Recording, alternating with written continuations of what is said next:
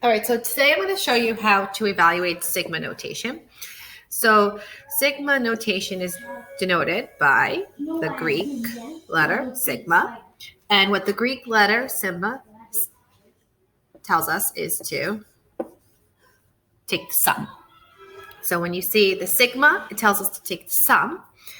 We're going to have a number at the bottom, a number at the top, and then a function that we're evaluating into. So there'll be a function over here. There'll be some integer down here. This is going to tell us where to start. And then there'll be some integer at the top, and this is going to tell us where to stop. I always think of it like a stopwatch. I start at this number, run through all the integers, and I stop at the top number. All right, so let's start with a concrete example. All right, so the directions on these guys are going to tell you to evaluate. Then we're going to have our sigma. There'll be a function here, so we'll say x squared plus 1. And this can be any variable. It doesn't make a difference. And then it's going to tell us to start at a certain number. So I'm going to start at 1. And it's going to tell us to stop at a certain number, so 3. So this tells us to plug in 1, 2, and 3 into the function. So let's start with 1. So 1 squared plus 1 gives us 2. I'm starting with that because it's the bottom number. Then I count up. I go to 2. 2 squared plus 1, 4 plus 1 is 5. Then I plug in 3. 3 squared plus 1. 3 squared, 9 plus 1 is 10. Okay, so I plugged in all the numbers starting with 1 and stopping at 3, all the integers. And then remember, the sigma tells us to take the sum. So to take the sum, I add 2, 5, and 10. So 15 plus 2 is 17. So my answer to this question is 17. All right, let's try another one. All right, so if we check this one out, it asks us to evaluate from 4 to 10. Here's my function. This one's a little tricky because it has a 2 in front of the sigma. But don't let that throw you off because this is really 2 times my sum. So I'm going to perform the sum on these integers from 4 to 10. Once I get my answer, I'm just going to multiply by 2. All right, so I'm starting by plugging in 4. So I have 9 times 4 squared minus 6. I'm going to plug in 9 times 5 squared minus 6. Because I start at 4, I'm counting up. 9 times 6 squared minus 6. 9 times 7 squared minus 6. 9 times 8 squared minus 6. 9 times 9 squared minus 6. And then 9 times 10 squared minus 6. So I plugged in all of my integers from 4 up until 10 into this function. So I plugged in 4, 5, 6, 7, 8, 9, and 10 into this function. Now I'm going to evaluate it. Okay, so as we evaluate each one of these, we have 9 times 16 minus 6, so we have 138. I'm just going to do it in red so I don't lose track of the numbers that I'm going to have to add. Except, can you see that? Actually, we'll do it a darker color. Let's do it in blue. Okay, that's better. All right. 9 times 25 minus 6, we got 219. 9 times 36 minus 6, we got 318. 9 times 49 minus 6, we have 435. 9 times 64 minus 6, we have 570. We have 723. And we have 894. Okay, so sigma, that Greek letter sigma, tells us to add. So I'm going to add up all my blue numbers to get the sigma.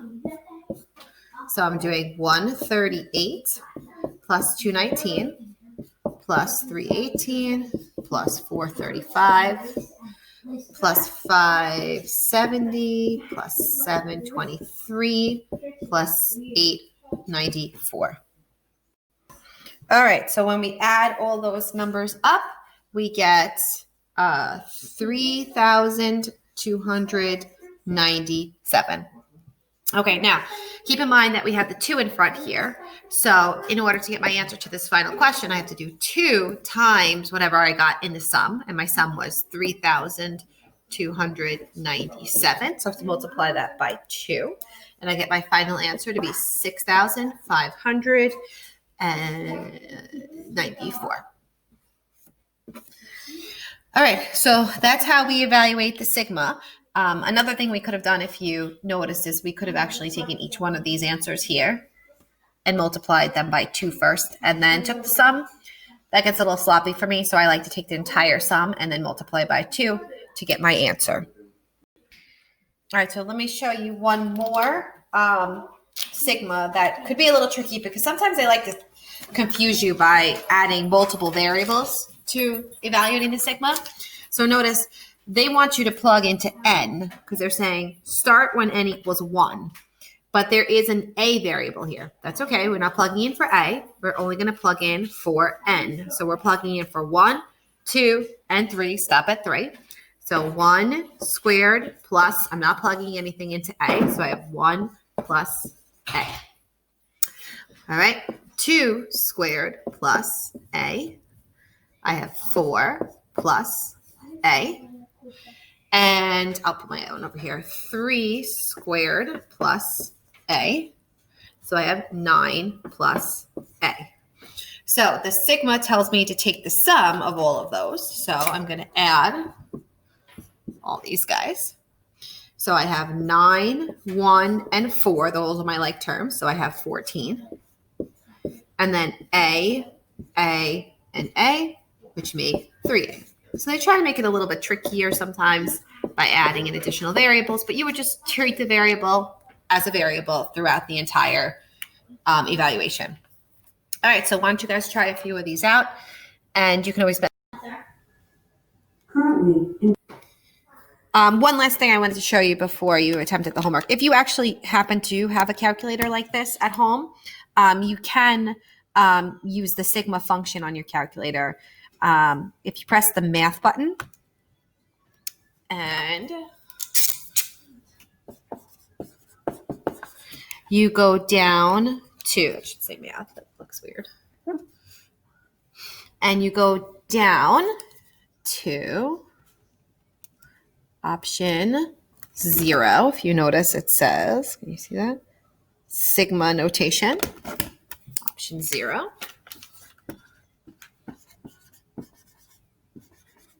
Where it says summation. And then it will pop up exactly how it's structured with the open spots on the bottom, the top, and then the function to place. So you can change any variable to x to make this easier. So say you chose x equals, and then you put the number to start with. So we'll say 1, whatever the problem says, 10, and then the function goes in after the parentheses. So x squared plus 6. Press enter, and the calculator will take the sum for you. So this is not a problem we've done. This is just an example of how it would look if you were entering it into your calculator.